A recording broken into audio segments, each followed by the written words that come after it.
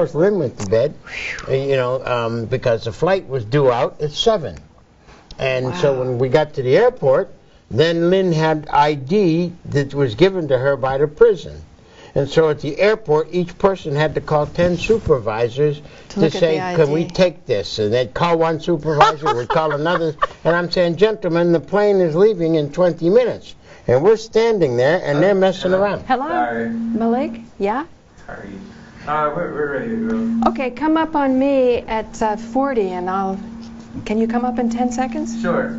Hi, this is Paula Gloria, and this show is called Farther Down the Rabbit Hole because we like to go into topics more deeply. We especially like to go into topics more deeply with deep people. And today we have two of my most important special deep guests, and that's Ralph Pointer and Betty Davis. Thank you.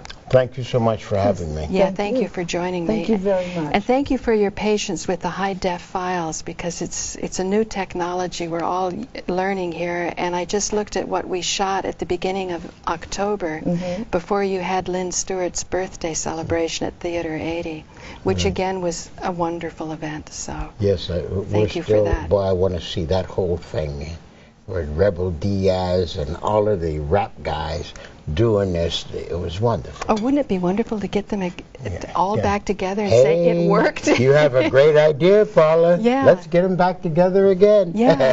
For the next event. Right. So, Ralph, tell us what happened. Lynne's free. So it was so amazing because I had gone to visit her to have 3 years in a row to visit her New Year's Eve. So I showed up at the prison a day early. That was on a Tuesday, to visit her Wednesday, New Year's Day. And I was at the counter renting a car, and we're short on money, so I was getting the least expensive car at the Alamo. It was a Ford Focus, and all the arrangements were made when I got a phone call. And the phone call said, don't go to the hotel, go right to the prison because Lynne is in the parking lot. Well, I let out a scream that must have. People were looking. The people in the Dallas car rental, people came over, and I guess they thought somebody had died. And I'm there hollering. And when I got control of myself, I looked at the lady who had rented the car, and I says, cancel that Focus for 6 days and give me a Cadillac for 12 hours because I'm out of here. And so, I guess I made a fool of myself dancing around. And Flavia Fontes, who had come to finish up her documentary she had been doing on Lynne for 10 years. Yeah, right. And she says, well, I'd like to go with you on this trip to finish it. You've been seeing Lynne, and we were working very hard to get Lynne out. But, a lot of people had given up. Lynne had said she didn't have much hope. And I said, we have to continue because the alternative is not good. The alternative is that Lynne dies in jail. That is not acceptable. We must struggle harder. We must do better. And so when this news came, Flavia was there with a camera. And she says, how fortunate I'm here. So she's taking pictures. Of you dancing around? Of me dancing around. and taking pictures of the people in the car rental center. And so she got some of the people, and they says, what's happening? And I says, well, Lynne Stewart, the famous attorney, is out. She is in the parking lot. And I says, get me, when I asked for the Cadillac, I says, get me a global positioner, even though I have one. I says, this thing may not work. Now, I had been to the prison for this 2 years, going on 3 years, so I knew, and they says, you're not going to the prison, you're going to the air base, which is next to the prison, the Lockheed Air Base. And they says, we'll give you the address. So I'm trying to punch in the address, and I'm so nervous, I can't get it right. So I says, I know enough, I'll go right to the prison, and the air base can't be far, because they're adjoining each other. And so when I got to the prison gate, it was dark, my heart sank. And then just about that time, I got another call, and it was from the prison, and they says, where are you? And I says, I'm at the gate. And they says, you're at the wrong gate. And the gentleman tried to tell me how to, and he says, listen, just turn around, cross the bridge, and I'll stay on the phone and tell you just how to go. And he was directing me. Now I'm across the bridge. I had my phone, and I'm going. So just about that time, a woman and a group of young people pulled out in front of me. And I said, "Excuse me, could you tell me how to get into Lockheed Air Base?" And the woman said, "Well, it's not far from here. Just follow me, and when I give you the sign, that's the air base." And I followed her for about a mile, half a mile, and she motioned out the window, and I thanked her, a Happy New Year, and I drive up to the air base. Well, there were 2 soldiers standing there, and at the air base, I drove in, and they says, "May we help you?" And I says, "Yes, I'm supposed to pick up an inmate from the prison next door, from Carswell Medical Prison." And he looked at me and smiled and said, "Is her name Lynne Stewart?" And I said, "Yes, it is." So he said, "Right over there, and about 20 feet away, behind some other parked cars," he says, "she's in that Chevy." And he turned his back on me, which was a very foolish thing. I was very nervous. I didn't know how to turn on the air conditioner. You know, they don't have heat. You just, like have atmosphere or something. Yeah, right. And so I'm backing up, and I says, and he's walking behind me with his back, and I'm saying, I could, please don't let me run over this man. And so I finally backed up about 10 or 15 feet, and I pulled into the parking lot, and just as I pulled into the parking lot, I could see Lynne sitting on the other side waving. And, of course, I danced and hooped and hollered, and she says, "They literally threw me out of the prison. They said, 'You're out of here, and you're out of here now.'" Well, I found out later that the order had come from the Bureau of Prisons at 11 o'clock. By 2 o'clock, Codal had it. By 2:30, he had signed it, and they started packing Lynne to get her out of there. And it was... Did she have a coat or anything? Yes, they gave her a new coat. They gave her a pair of pants, and I says, "You look like Broderick Crawford." All those prison movies with Broderick Crawford with his prison outfit, sloppy and everything, but it was fit and it was warm. She wearing her pants low. Yeah, she had her pants rolled up with cuffs that high because they didn't have anything, Yes. she had pants, and she had a coat that was warm, and she was sitting inside of a car, and then we loaded up the car and went to the hotel. Had you known before you departed New York, you might have had her suitcase I would have taken that we've had packed for a year now. Oh, really? Mm-hmm. So Her this was daughter, her oldest daughter, Brenna, packed a suitcase a year ago because we were so hopeful that she would have been out a year before.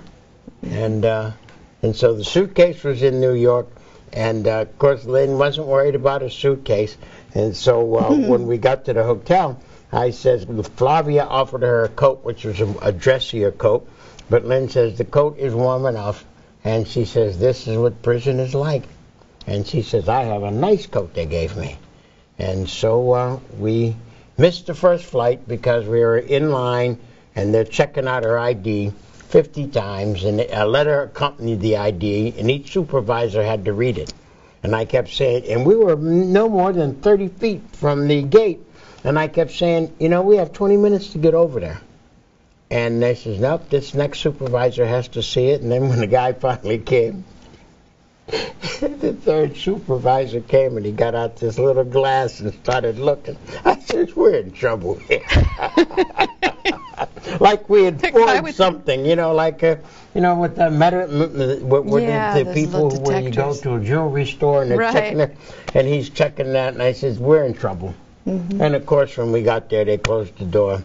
And so we got the next flight out an hour and a half later, and that's when I called you to say, "Tell everybody we will not be there at 11, we'll be there at 1. Exactly. And the rest when we got there, it was such joy. I'm still floating. Yeah, so all I'm saying is I had 2 hours sleep that Tuesday, and every night it's something, but it's wonderful that Lynne is here. And in Lynne's words, we have beaten the first devil. That's the government.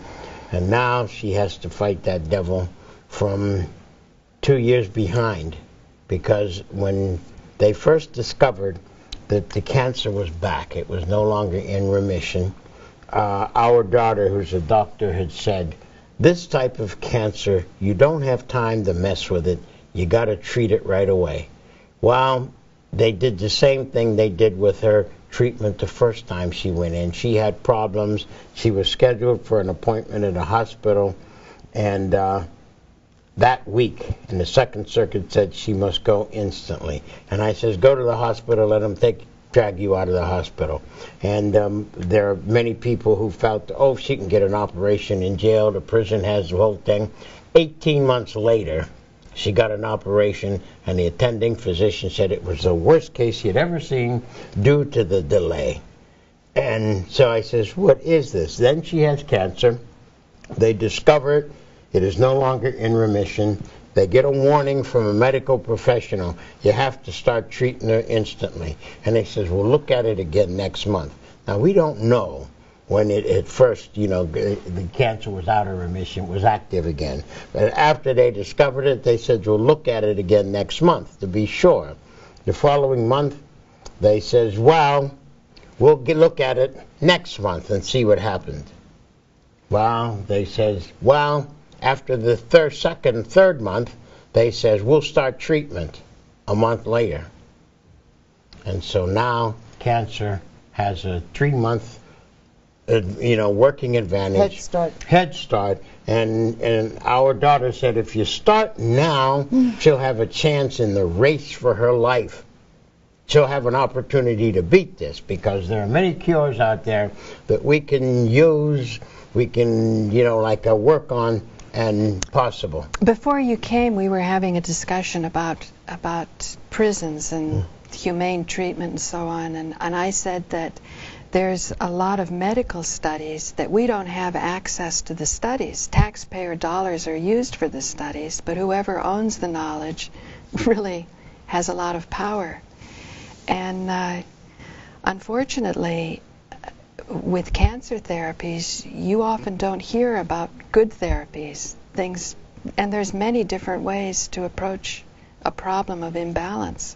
Well, in this capitalist society, where Lynne states they kill people all over the world, why not people in America? Yeah. And we have to understand. Of course. And when we talk about medical care in hospitals, we're talking about something that's non-existent. And as Lynne once said when we were asking her to make a statement on medical care, in prisons, she says, well, don't be surprised. You don't have medical care out there. How do you think there's going to be medical care in a prison? And I shortchange this by saying, I don't call them prisons anymore. I call them death camps for our political prisoners, because so many of our political prisoners are in dire need of medical care, and they don't get it, and they die. And as Lynne says, I am a privileged person in a racist society. I have white skin, I have class privilege, and she says, I get better medical care than my fellow inmates. But she says it is not the fine medical care that I would have with personal treatment in New York, with professionals around her, people like yourself who love her and are going to come up with things. So she says the poor people in the prisons, she says she has seen too many of them die for lack of medical care. And as a matter of fact, when she was in the prison, a young woman, she was trying to help to the nurse's office, and they said she's faking it. Nothing is wrong with her. They made it as far as the restroom, and Lynne, who can hardly walk herself, couldn't carry her couldn't help her get past the restroom, and she died on the restroom floor. And Lynne had said to me at the first visit after that, Ralph, I do not want to go that way on the restroom floor of a prison. And the inmates had asked Lynne to speak.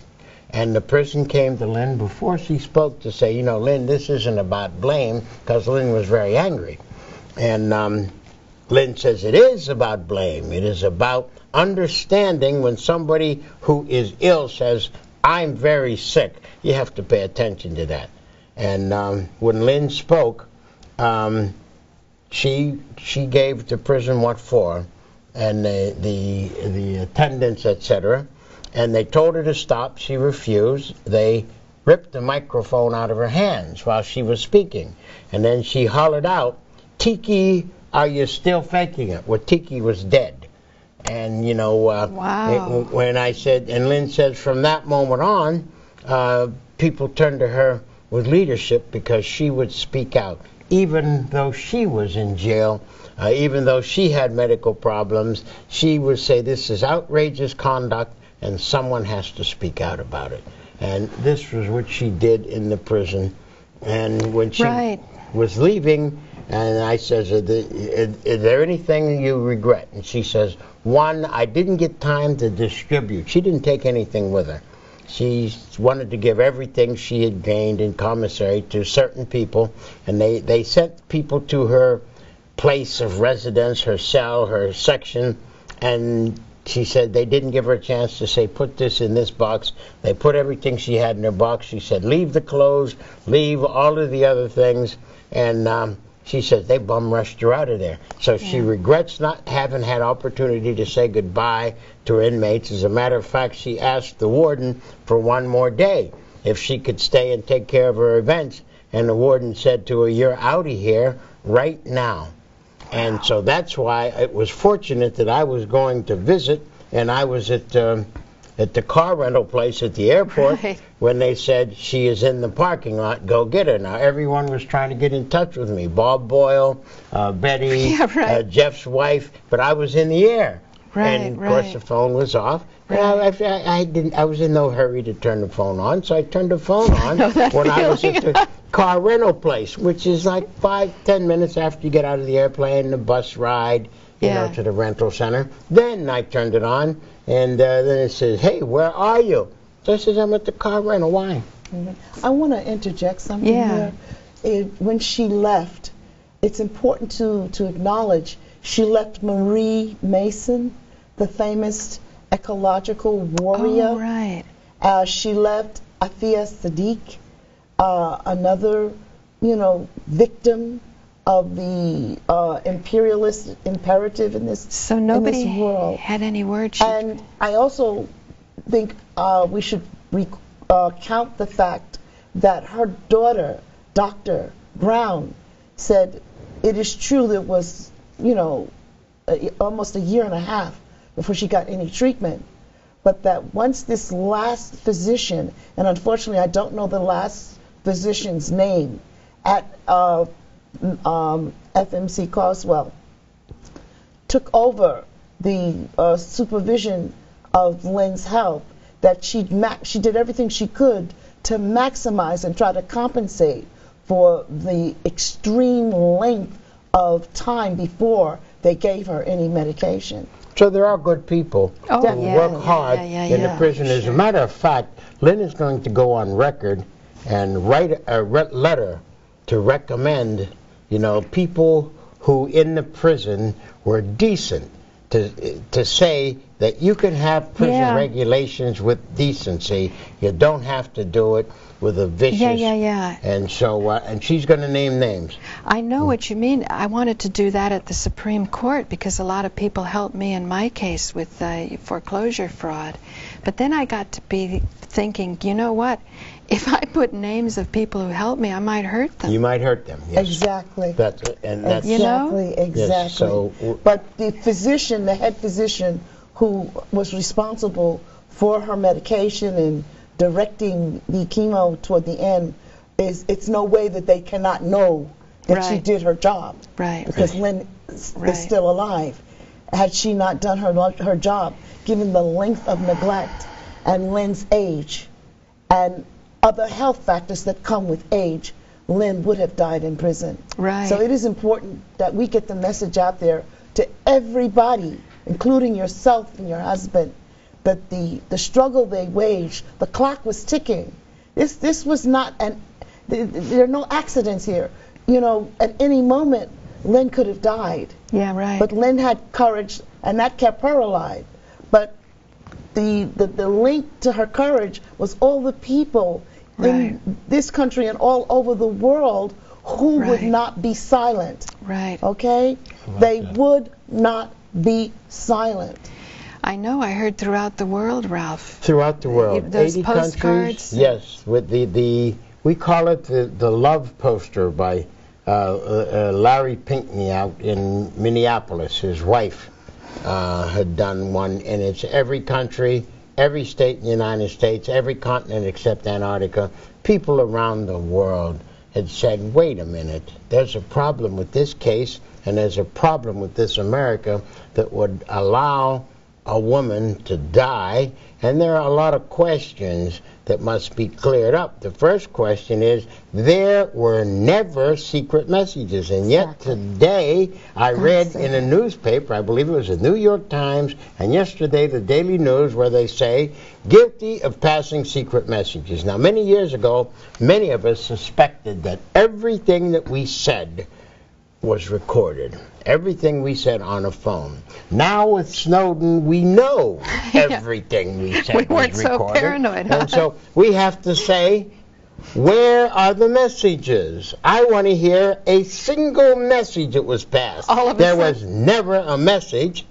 It was only a public press release that her client made opposing Hosni Mubarak. The same dictator, Hosni Mubarak, who ran unopposed for 29 years as president of Egypt, and the people of Egypt threw him out, and the American military might that supports the Egyptian military coup took him out of jail. And so now it becomes very clear. What is the issue? Lynne Stewart was exposing or opposing American foreign policy. It had to do with the Middle East. So what do? They get Lynne off the street because, as the Second Circuit said, Lynne Stewart, even after conviction, continues traveling around the country to law schools and universities, corrupting our youth. And when I laughed... Corrupting our youth, just like Socrates, that's right? And I says, Lynne, you have joined an elite group, Socrates and Jesus Christ, but it didn't do them any good either. And I'm saying, so, and then it became serious. They wanted her in jail instantly. Right. And I'm saying, what is this? You know, it's not about any secret messages. That is a lie. Right. And every time you read in the newspaper that there was a secret message, you know automatically that these people are liars. And they have an agenda, and truth is not the agenda, because if there's a secret message, ask, give us one secret message. But the question for me is, in a so-called open society that claims to be democratic and a Republican democratic, meaning the people are responsible for putting in people who will then represent them and be their voice and keep their democracy functioning. Carry out their intentions. What you have here is a press that is absolutely accountable to no one but the 1% that controls us all. And you can see who this 1% is when you see what's happening to Bradley Manning, or Chelsea Manning, pardon me. When you see what's happening to Snowden. This is the 1% sending a message to all of us. Not only can't we speak it, we better not even think it. Or we can be considered terrorists. It's Goebbels. Isn't he the one that said, tell the big lie? And just tell it over and over and over again. My question to the rest of America that did not stand up for Lynne, that is not standing up against the highest number of people incarcerated in the history of the world, well, why are you siding with people who are performing like Goebbels? Yeah, right. They're telling a lie over and over and over again. That people like Marie Mason, that people like Mamiya, that people like Lynne Stewart, that people like Leonard Peltier are evil. They have demonized them. They have stripped them of their humanity, and they're saying anything we do to them is acceptable, and you don't have the right to question, let alone protest. You know, on that pitch of emotion, because in the last shoot that we did in October, you were talking about, you know, being legitimately fearful for Lynne, that this wouldn't happen. You were worried. Oh, yes. Why do you think this happened now? What were your emotions, Betty, when you went through this? We've heard where, you know... I have problems understanding evil. So I can never explain why the 1%, and let's be clear about that, you have no power. I don't have any power. Ralph certainly doesn't have any power to control these people. But if I understand humans, I feel that we are many and they are few, and they cannot afford to allow too much education to get out to the public, even if the mass media isn't printing it. The tweeting, the Facebook, the email, constantly people were raising the question, why is this woman in jail? Right. One of the things I think was a significant point in turning the tide for Lynne was the vigil that Ralph Pointers, the head of the Lynne Stewart Defense Committee, took on in Washington, D.C. One of the things that was constantly being put up to him was, wait a minute, what has she done? Explain again what she has done. And everybody wanted to know, well, what about that? Where were the secret messages? Especially after Snowden, especially after Assange. They said this government has all kinds of surveillance control.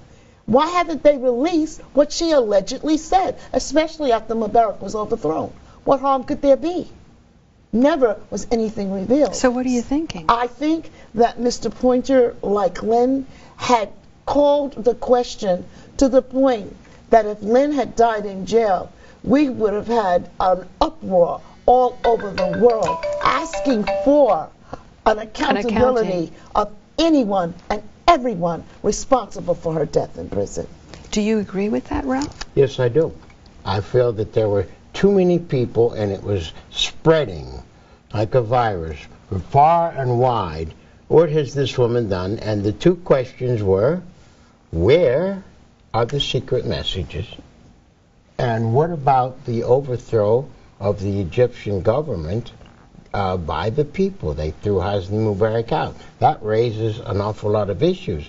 And one of the things I said to Lynne when the Arab Spring started, I says, well, Fidel had to wait 10 years to be absolved by history, that is Fidel Castro. And I says, well, you've only had to wait 3 years. You're absolved by history, but it'll take time for it to sink into the minds of people exactly what happened here. And I hope you're not dead by the time people begin to understand what's going on. They have turned you into a terrorist, but I says, and people haven't thought, hey, Nelson Mandela was considered a terrorist by the United States, the apartheid South African government, and Israel, and now he turns out to be president, and the president of the United States goes to South Africa, never mentions this, goes to Robben Island, and doesn't talk about the injustice that happened here, and smiles and laughs, and the people eat it up. No, not the many people eat it up, but many more people around the world were getting angrier and angrier about Lynne Stewart. And this Lynne Stewart case, it's not going to die. I would like to also call attention to the fact when you say, well, where are the secret messages? I would like to remind people of another person who raised the question, and that was Cynthia McKinney when she said to the then President Bush, where are the weapons of mass destruction? We never did get an answer to that, Gloria, did we? Where were those weapons? We still haven't been able to find them. And I put it to you that it is our job as citizens to call the devil a liar. Let's not forget what Hugo Chavez said. Anyone who patterns themselves after Goebbels deserves the name of the devil. And I'm asking these devils, where are the weapons of mass destruction? I still would like to know. And I want to know where the secret messages that Lynne is alleged to have delivered or spoken to. And I would also like to add to that we all remember, all of us of a certain age remember, all of the professors talking about the domino theory. Henry Kissinger, that we must attack Vietnam. It was a lie. It was about the domino. The domino. It was about their natural resources, and they fought to defend their freedom and independence from somebody, from an imperialist power coming in to take their resources. And the domino theory that all of these countries were going to band together against the United States. Well, that's only for dummies who don't know history, because for 1,000 years the Vietnamese have been fighting the Chinese. And China did not take over Vietnam. Vietnam invaded Cambodia. The Cambodians fought back 20 years and sent the Vietnamese home. And I'm saying this was nonsense. But yet they sold that. People believed in the domino theory. And which is another point to Paula's question. Well, how did this come about?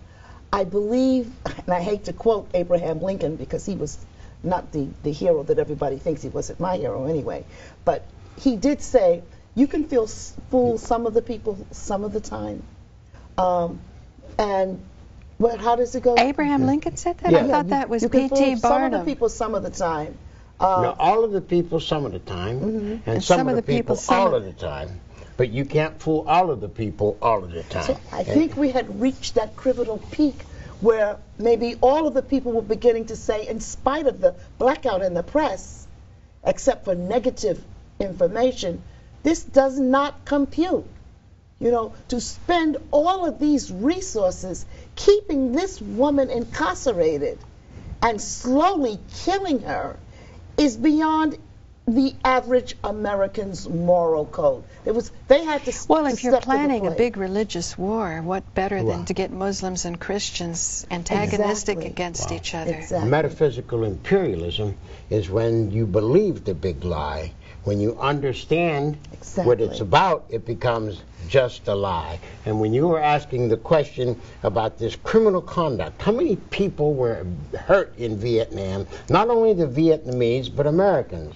What has happened to that land that has been destroyed forever by American chemical weapons? And then we go back to Iraq, and where they did the same thing in Iraq to the Iraqi people. How many Americans died in Iraq? And when they come home to America, as they did not understand, and they come home to go to the hospitals are second-rate hospitals. And they're one of the richest countries in the world to have second-rate hospitals for those who believed they were serving the country. And remember, people forget quickly, after the Vietnam War, Nixon, the first thing they did was downgraded the veterans' hospitals from A to B because it was cheaper. Now you would think that, whoa, we went to war and died and came back, and the first thing they did was downgraded our hospitals, and that went right by the American public. Such a low blow. Of where do we go now that Lynne is out? Yeah. Because it is clear that the cancer has progressed to a serious, point and a serious level. And once again, we are faced with the nature of the society, the culture, based on capitalism. Right. Where it's more profitable to treat the illness than to prevent it. Yeah. Right. Now, if you talk prevention, then you've got to say you can't have fracking because that destroys the water. You can't have chemicals and pesticides in the soil because that means the fruits and vegetables you eat are poisoned, which can produce cancer.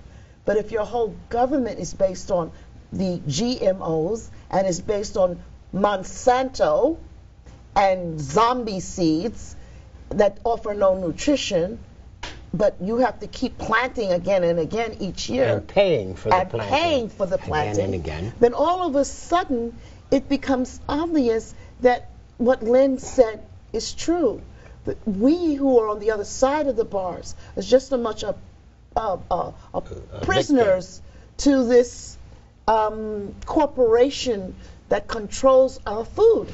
No, you're right. I mean, even management companies, I'm discovering, is controlling people's lives. In my co-op building, I said to some of the people there, I said, aren't you tired of living in a prison? Exactly. You're thinking, oh, I'm in a co-op in Gramercy Park. I said, don't kid yourself. Look at these rules, and you're consenting to this?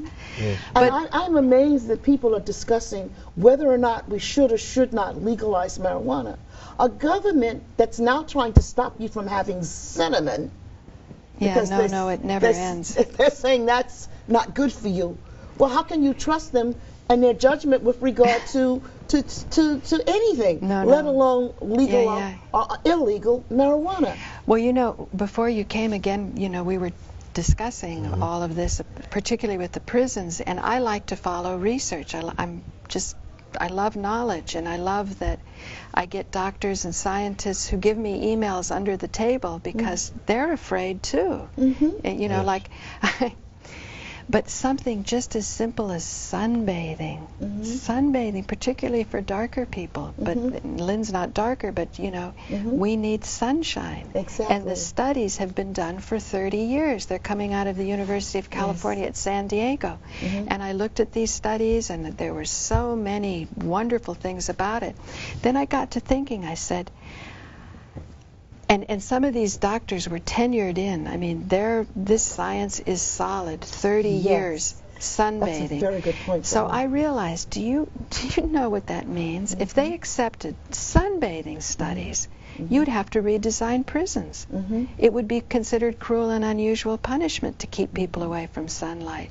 And yet when you see all of these modern advances that they say is because of hygiene, modern hygiene, and antibiotics, it's because little children were taken out of these enslaved conditions where they weren't seeing sunlight. The kids that had rickets, to get rickets, you have to have such a deprivation of vitamin D, it's outrageous. And it's outrageous if a kid's little bones are going to be deformed. But the best study I ever saw conducted on vitamin D was to take nursing mothers, give them vitamin D until they threw it off on their milk, and then the kids would get it. Because they were finding that all children nursed in America were vitamin D deficient. So what they did was they kept giving the mothers more, because it's just like in an airplane. You have to take care of yourself first before you give the oxygen to the kid. The body does this. The body will prioritize, take care of the mother first. So after the mother got the vitamin D she needed, then in the milk it would be thrown off to the child. We need a lot more. Well, the interesting a lot thing more to than me, what we're told. in terms of what you and Ralph represent in this culture and in the nature of the institutions that are supposed to serve us, is that the same struggle that we needed to launch to help Lynne escape the gulag, it's the same struggle we have to launch to have the choice of integrative, alternative, holistic for all of us. Medicine for everyone. And I am so pleased to hear of a state like Vermont that is saying there's no way you're going to ram down this Obamacare down our throats. They're holding out and insisting on single-payer health care. To the degree where they're going to have their own single-payer healthcare system. That's very Vermont. Interesting. And the other thing that I say, hopeful. We don't have to get involved in the big lie. Just remember, as I had started to say a moment ago, there was a time when professors from the big universities, Michigan State, etc., were saying cigarettes are not harmful, nor are they habit-forming. For how long? Every university had somebody standing up. But if you go check the record, you'll see these are the universities that were subsidized by government. And cigarettes, we now know, are responsible for creating more havoc in the health or in the bodies of people than heroin, alcohol, marijuana, everything combined. And yet, no one is angry. People are stuck with that dirty habit of cigarettes, that killer habit that the government was subsidizing tobacco companies to make more addictive. Excellent point. And if you think, now, if people don't want to overthrow the government for that reason alone, or if people don't understand that your government lies to you, what more evidence is there? But there is an issue here that for me as an educator is tragic. This is one of the countries that founded its democracy on the public school institution, recognizing that the public schools controlled by the people, by the community, would be accountable to the community, that you couldn't trust government to control the schools. You can't trust the businessmen to control the schools. It has to come from the people. And why? Because, as John Dewey would say, as Paula Gloria would say, The problem-solving education is the issue. And who is more qualified to say what the problems of oppression are than the people who are oppressed? Right. When you do away with your public school system, when you do away with community control of education, when you don't allow people to control the quality of education that their children get, then you are imposing your own metaphysical imperialism on them. You are forcing them to see your view of reality. And this is what the 1% has done. And it's becoming sinister because they're closing down our public schools in favor of charter schools. So that's why people can't think. That's why they can't connect the dots. No, in listening to our interview last October, those gems came up about the public schools and about the public libraries too, and about destroying information as opposed to highlighting information, because I said it was at that Theater 80 event in May that I picked up the DVD Framing the Black Panthers, and that's where I got my final understanding of what's happening in New York real estate. And I realized I said, you know, once you know this inner secret of, you know, it's not such a big deal, it's basically swindling, you know, but once you know this, there's certain threads that are allowed to act on this knowledge, and I saw so clearly there's no way a black man would get in this club. That's all there is to it. Smart people figured it out, and if they didn't put them in solitary, this is my theory, it's totally only my theory, but why would you give a gentle acupuncturist 30 years in solitary, who never, I mean, even when he was framed, you could see he never did anything violent. He wasn't one of Angela Davis's people where they blow up the airplane. He didn't go along with any of that stuff. Why would this guy be getting so many years in solitary? Let me be clear. Let me be clear. There's several types of violence. There's a violence to oppress people, and there's a violence to become free. And I always liken any situation to what would you do, and I use slavery. Slavery was the law, and I oppose slavery violently. I believe in the same violence for freedom that was used to take my freedom. Zealous. And the violence, let me be very clear about that. And violence done to women and children every day of slavery is a violence too horrible to contemplate. And that is what kept Mandela in jail for so long. He refused to surrender his right to self-defense by any means necessary. And self-determination are a human need.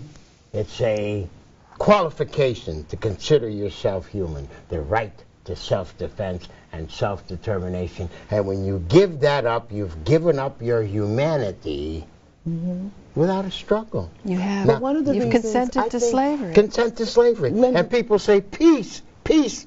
No, I don't want to be a peaceful slave. Please do not... Be a bad slave. That's what you said. Well, that's the only kind I know how to be. It's significant that he would say this is because in the prisons, one of the things I said to Lynne when she came out on January 1st is that she transformed the prison. And Lynne said, no, I didn't transform the prison. And I know why she said that. But to a certain extent, she did. I remember one of the activities she organized was choir Christmas caroling.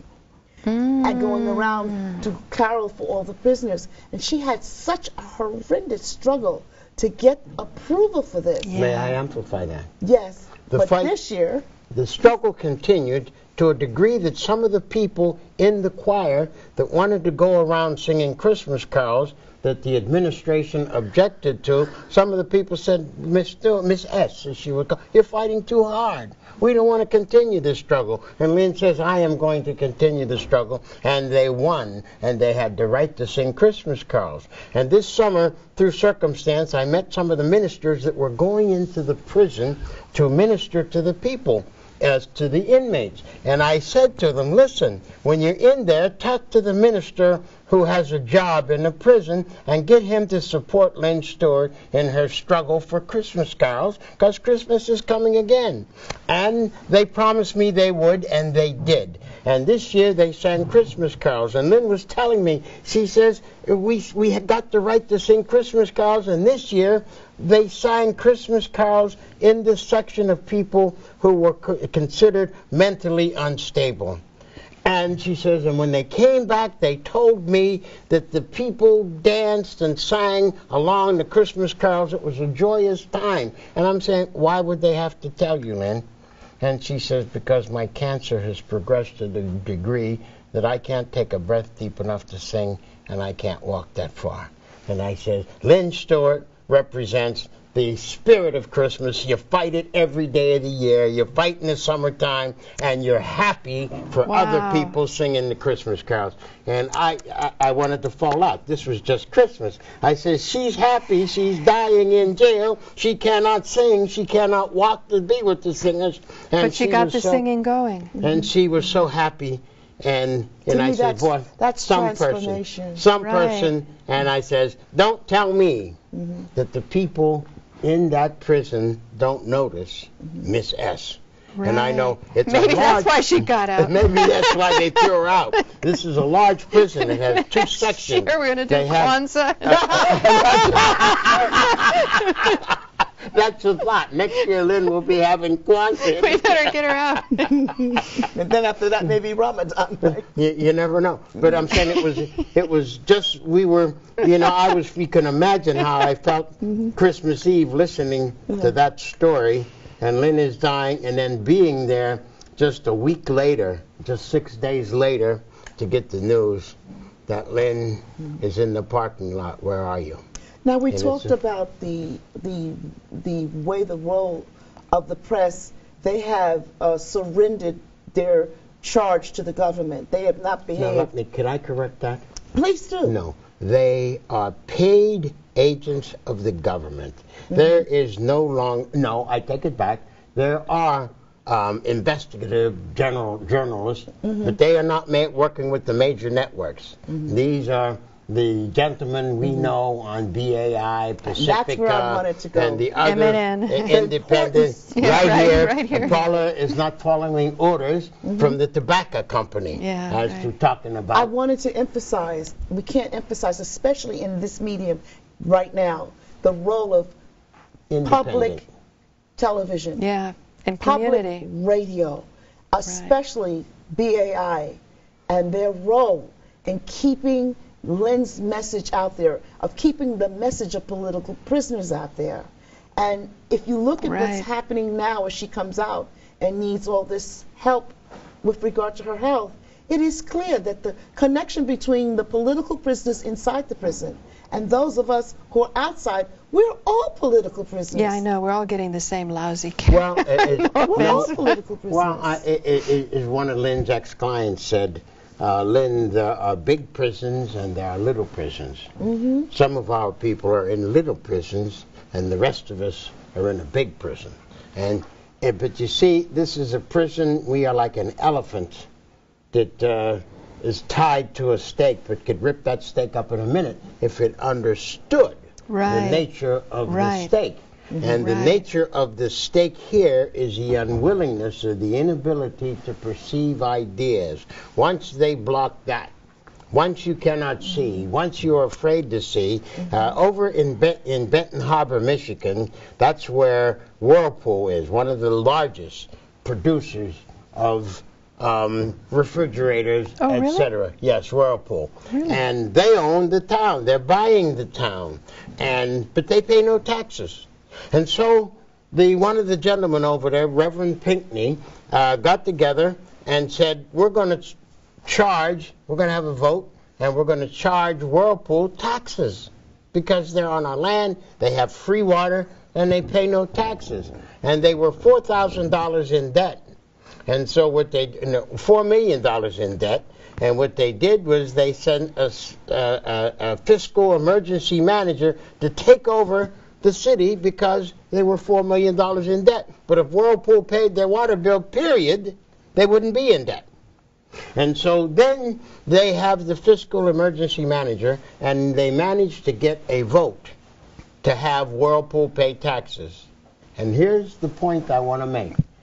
through the media, they got a lot of people to say, hey, I don't want to pay taxes. People in Benton Harbor, Michigan, who are below the poverty level. They don't know that the taxes they're talking about are not theirs. They don't pay taxes. They're below the poverty level. But the media convinced them that they didn't want to tax Whirlpool because it was not in their interest. Their taxes would go up. So they don't know $20,000 a year is not like $10 billion.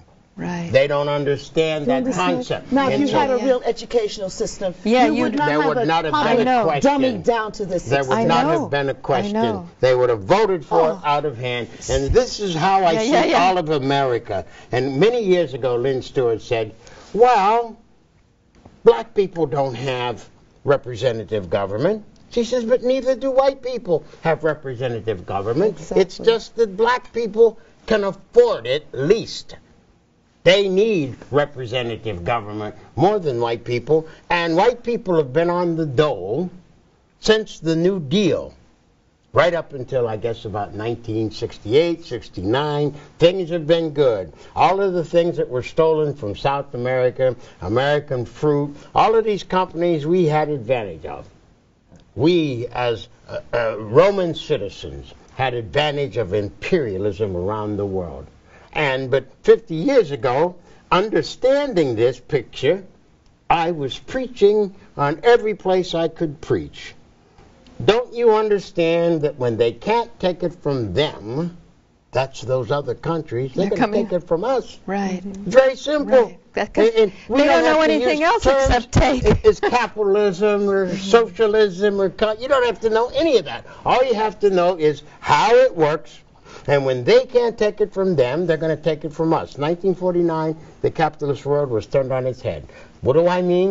1949, when a quarter of the world's people, that is the Chinese, got control of their own economics that could not be controlled by the European system, which we are a part of, then you have to look at capitalism in a different view. They don't have the world. And then Cuba, South America. What choice do they have, the banksters have, but to take it from us? And so you figure, well, how much can they take? Well, every time you write a check or do something, it costs you money. Every time you put your card in, it costs you money. Guess what? If you don't put your card in, if you don't write a check, it costs you money anyway. Now, this is where the issue comes taken from us. This is where the issue of the rabbit hole concept is extremely important. Right. First of all, as a teacher, I know you can't teach people without relating to their experiences. Now, if they have not had any experiences with analyzing their oppression, then you've got to find a new way to help them see and relate to reality. So programs like this, programs like BAI, public access television, a public school system. And you know what else? Yes. Events like Theater 80. Those were monumental events. I am so happy. You got together such talent, and then on our last show you explained that some of this young talent has whispers. If you want to get ahead, don't get associated with controversial people. That's right. Mm-hmm. You know, and you could see that logic, but at the same time you could also feel the hearts moved of some of these young people, realizing this wasn't just any old benefit. There was something really important here. I'm glad you mentioned that. It wasn't just any benefit, and this is the wonderful nature of Lynne Stewart as a revolutionary, because she is able to relate to and bring in so many disparate groups. I mean, I'm always talking about the left. You know, you could say, how many Lenins on the head of a pin? They've all got an interpretation, a different interpretation of Lenin and of communism and of socialism. But she brings them all together, and that's what you saw at Theater 80. And that is why we've got to keep this woman alive. And that is why right now we're going deep, deep, deep down the rabbit hole to try to come up with alternative medicine and concepts to help her heal. Right. Well, And Flavia is going to finish her documentary now? Flavia said she says this night, she says that day, to be there when the news came through. Flavia was excited too. She put her camera down. She says, look, I got to change clothes. Don't say another word. I want to get it all. But I'm saying, Flavia, you're taking the picture, you're not. And she says, I want to be dressed properly. And the people in the car rental place, she says, I got to use your bathroom. And they said, go ahead. Wow. And she took her suitcase and ran into the bathroom. It was funny and wonderful. But you need to tell her, what was the first thing that Lynne shouldn't have had to eat that she insisted that you bring her when she got home to her son? You know, see, right away, our daughter is a dictator. And medicine, she says, you're going to die. We must begin your medical treatment this moment. There are certain things you do not eat. And after we left our daughter, Lynne says, I've been dreaming about everything bagel with butter from Terrace Bagel for 4 years, and I don't care what our daughter says. Yeah, right. Take me to Terrace Bagel. Take me to and your so I said, bagel maker. Just this once, and we will go to Terrace Bagel. And I says, I hope you get it out of your system with one bagel and butter.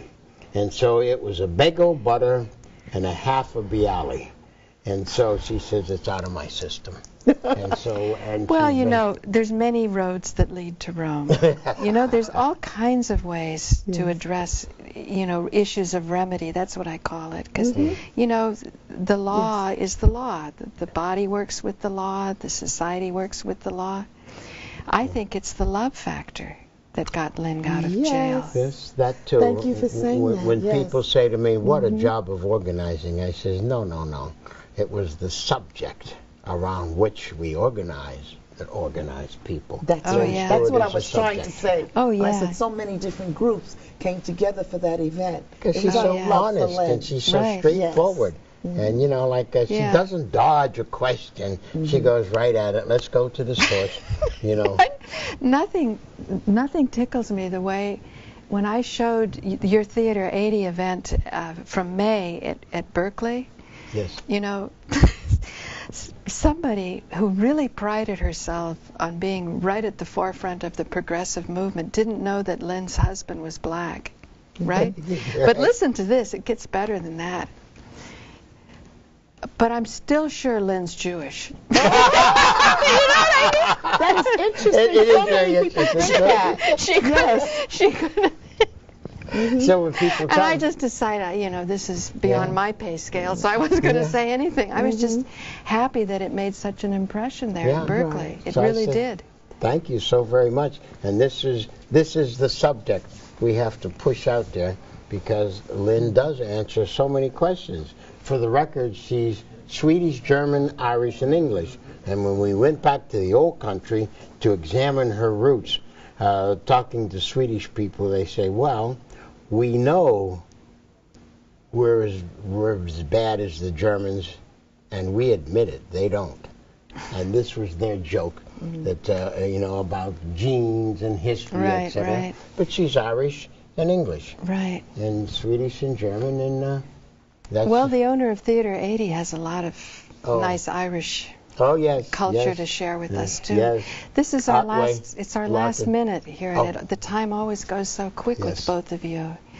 Thank you both for joining me. Thank you so much, Paula, for making this space available, making these airwaves. Is that what they still call them? Yeah, they're airwaves. Video waves or some wave available, because this is a wonderful story that must be told. I would just personally like to go on record to thank Ralph Pointer as the chairman of the Lynne Stewart Defense Committee, because although there were so many people who were responsible for the struggle to free Lynne, I feel that his leadership, without his leadership, helping to hold on to all these groups. It's true, Ralph. And relating and helping them to work together, this day would not be. Yeah, you inspired all of us, Ralph. You sure did. Well, thank you so very Whenever much. Whenever we get to the bottom of our ropes, we'd say, it couldn't be worse. We could be in prison. You know, it could be worse. And just work a little bit more. So Thank you for joining me. Thank you for having us. Yeah, and thank you for joining me. This has been an episode Farther Down the Rabbit Hole with Paula Gloria, and we've been joined by Ralph Pointer and Betty Davis. Stay tuned for more episodes with Ralph and Betty, and hopefully Lynne. Yes, hey, add that, Lynne, and we'll make arrangements where you could come to the house and sit down and do a video. Right, with and Lynne. and work with Flavio too. Yes, we have Thursday. Is the day that they will tell us. Now, I've been told to take swipes and rub the doorknobs and the phones, because we don't know what condition she is in until all of the tests come back, and no large crowds, don't expose her to. Of course. And I'm saying, hey, what are we talking about? We're talking about her life, so I can handle that. Yeah. I will do. And we'll be educators. That's the next. Because I see our work going more in, the PEG channel, public education and government. More education and government. Oh, yeah.